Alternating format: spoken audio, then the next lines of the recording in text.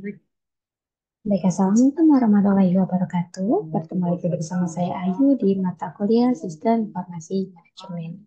Nah, kita sudah sampai di pertemuan minggu ketujuh. Di minggu ini kita akan membahas tentang aset data. Oke, sistem informasi manajemen adalah sebuah konsep yang mencakup teknologi, proses, dan orang-orang yang terlibat dalam mengumpulkan, menyimpan, mengelola, dan mengolah data untuk mendukung pengambilan keputusan dan operasi dalam suatu organisasi atau perusahaan. Nah, salah satu jenis data yang sangat penting dalam sistem informasi manajemen adalah data aset. Data aset dalam sistem informasi manajemen mencakup informasi tentang semua aset yang dimiliki oleh organisasi, baik itu secara fisik maupun non fisik. Aset fisik dapat mencakup seperti misalnya ada properti, peralatan, kendaraan, dan fasilitas fisik lainnya. Sedangkan aset non fisik dapat mencakup hak paten, merek dagang, lisensi, perangkat lunak, dan data intelektual lainnya. Nah, tujuan dari mengumpulkan dan mengolah data aset dalam sistem informasi manajemen adalah untuk membantu organisasi dalam mengolah aset secara efisien. Dengan memiliki informasi yang tepat tentang aset-aset yang dimiliki, maka sebuah organisasi dapat melakukan perencanaan pemeliharaan, pergantian, dan penggunaan aset secara optimal. Ini juga dapat membantu dalam pengambilan suatu keputusan terkait investasi baru maupun pengembangan suatu bisnis. Oke.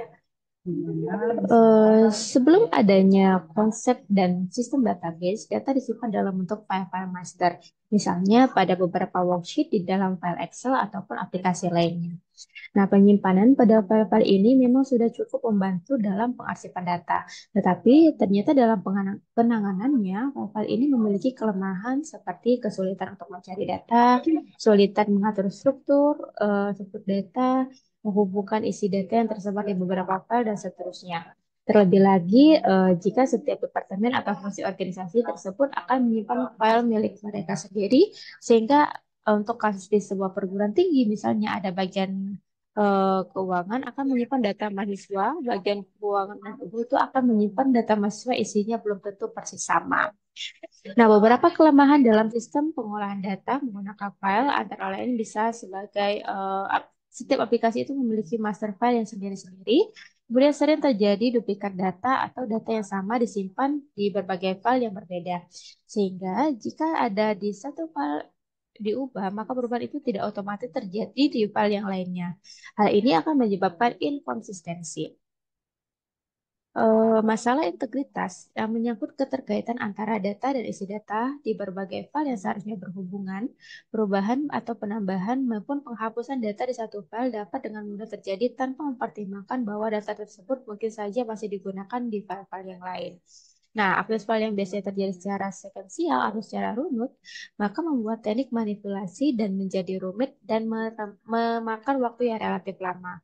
Untuk mengatasi hal tersebut, maka banyak organisasi sekarang yang mengadopsi konsep database yang menerapkan dalam bentuk DBMS untuk mengolah data yang mereka miliki. Nah, basis data atau database ini mengacu pada konsep, misalnya berupa kumpulan data yang disimpan dalam suatu format standar dan dirancang untuk dapat dipakai atau untuk dipakai atau sharing oleh banyak pengguna. Pada database, data disimpan dalam sebuah struktur yang dirancang dan dibangun untuk keperluan tertentu, serta data dikelompokkan menurut penggunaan dan isi data tersebut. Oke.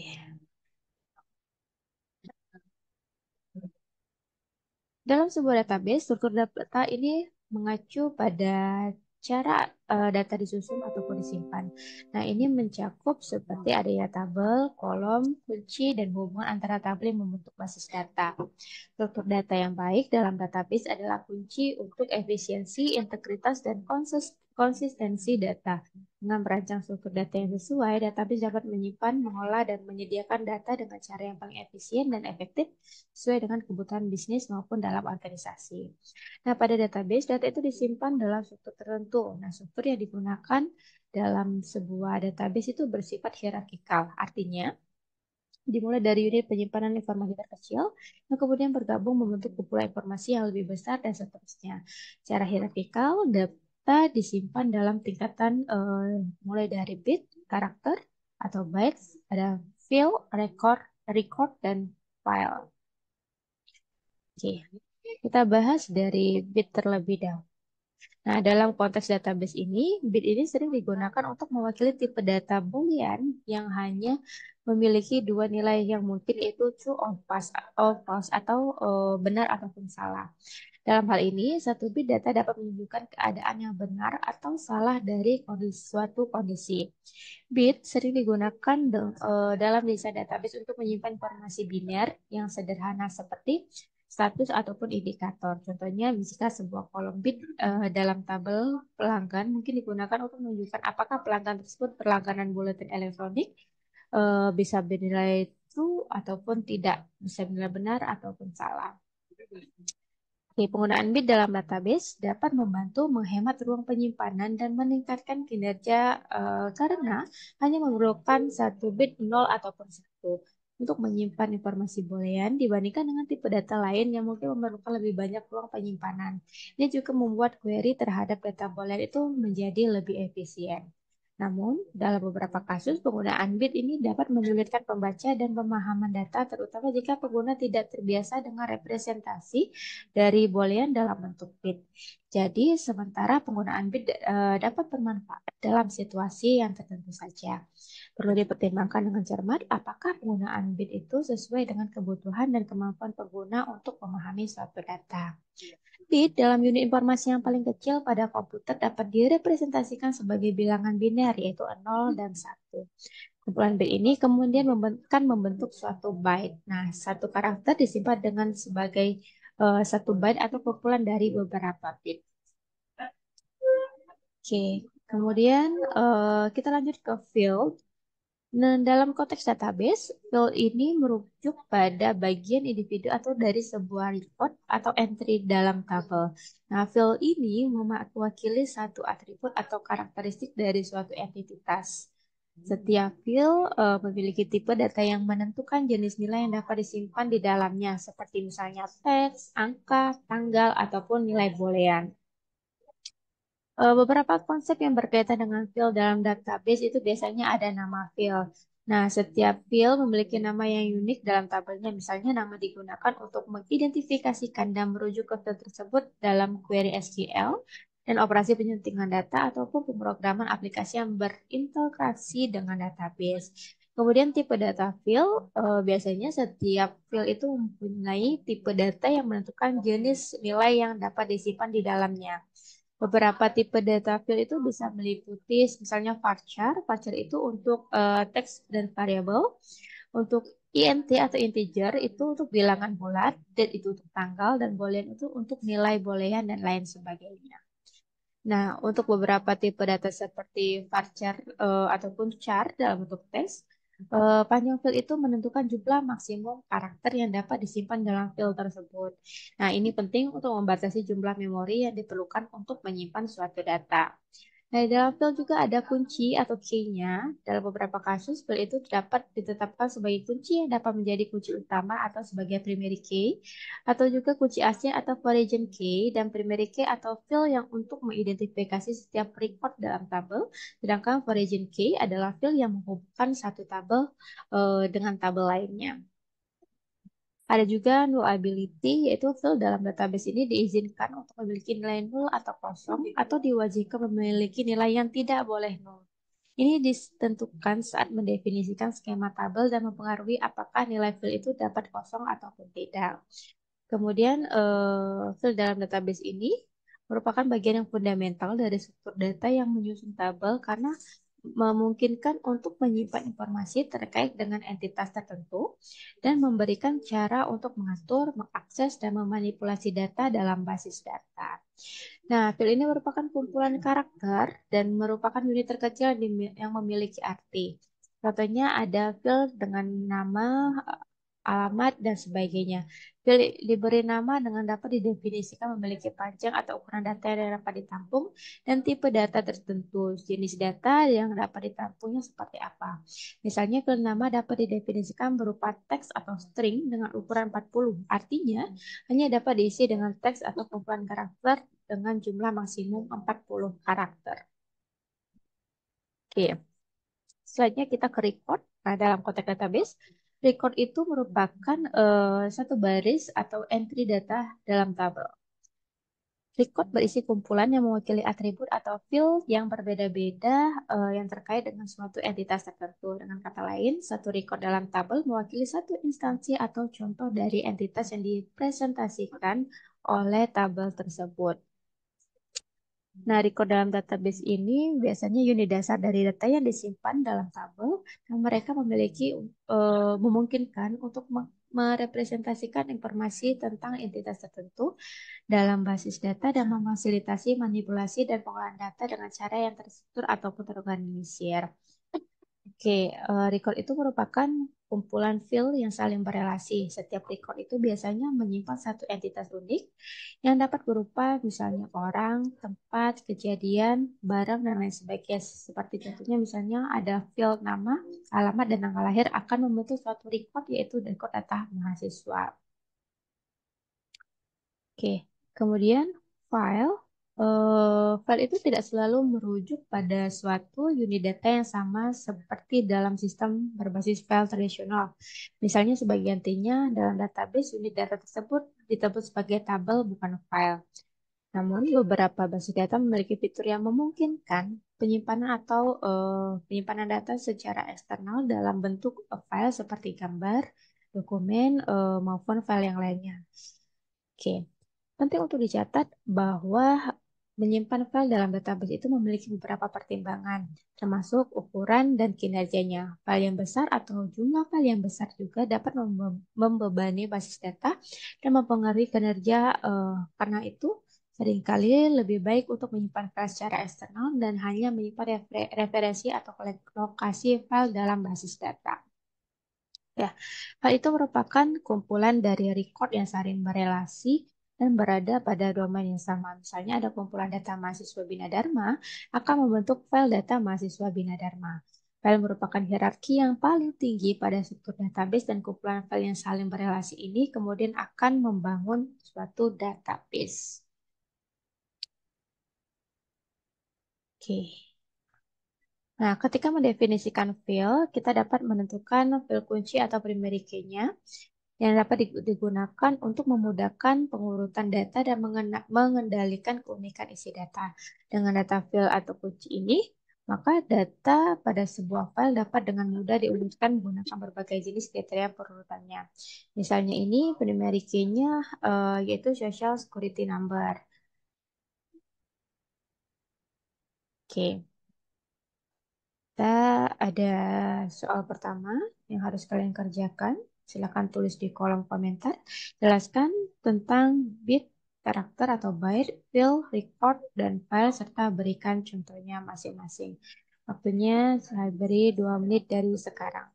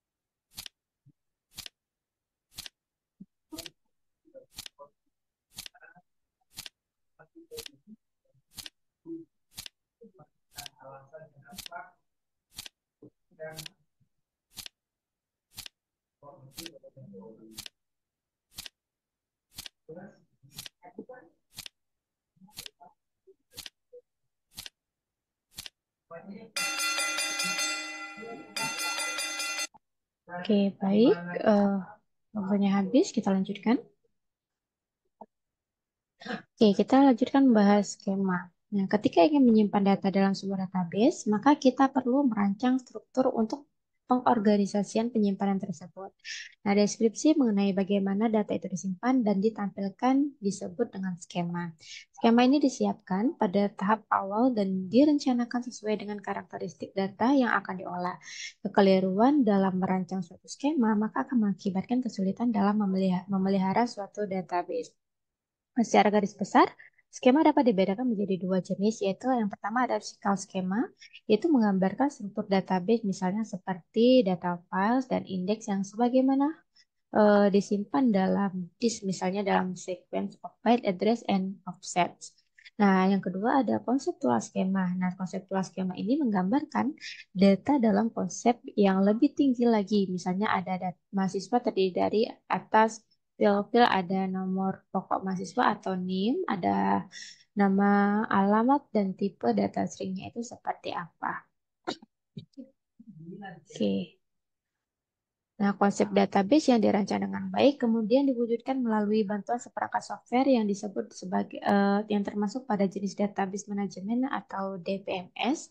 DBMS adalah software khusus yang dirancang untuk mengolah basis data dengan cara mendefinisikan data, menyimpan data, mendukung bahasa query, menghasilkan laporan atau report, dan membuat suatu fasilitas entry data.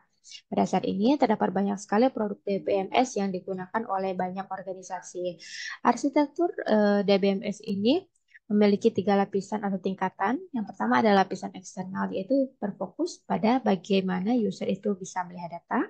Kemudian ada lapisan konseptual, yaitu dapat dianggap sebagai sudut pandang umum user yang berupa deskripsi formal data yang dibutuhkan pada organisasi agar tidak tergantung pada bentuk penyimpanannya. Kemudian ada lapisan internal, yaitu berfokus pada bagaimana data disimpan sebenarnya secara fisik maupun logik. Oke.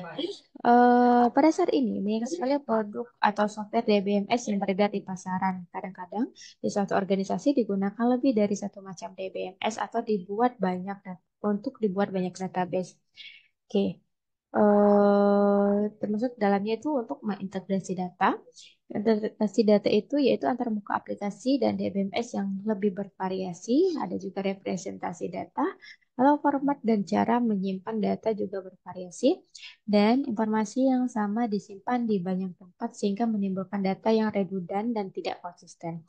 Artinya, seringkali data-data yang sama tersebut saling tidak berhubungan secara fisik, sehingga ketika suatu data itu diubah, maka perubahan ini tidak terjadi di data yang sama disimpan pada database lain.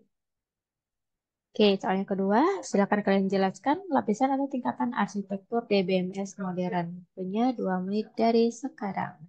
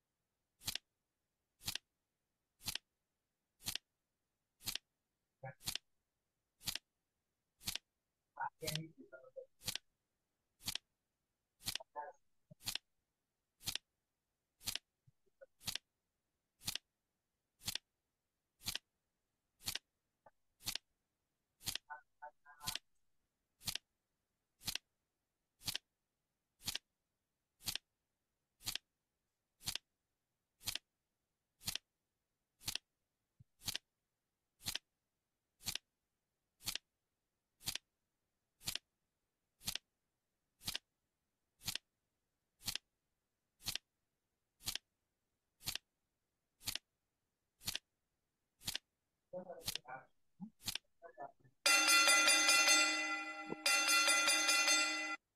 baik. Waktunya habis, kita lanjutkan. eh kita lanjutkan lagi di part yang kedua. Silakan jangan lupa dijawab pertanyaannya dengan tuliskan nama dan NIM, kemudian hasil dari screenshotannya dikirim ke e-learning. Saya cukupkan pertemuan ini, kita lanjutkan di part kedua. Wassalamualaikum warahmatullahi wabarakatuh.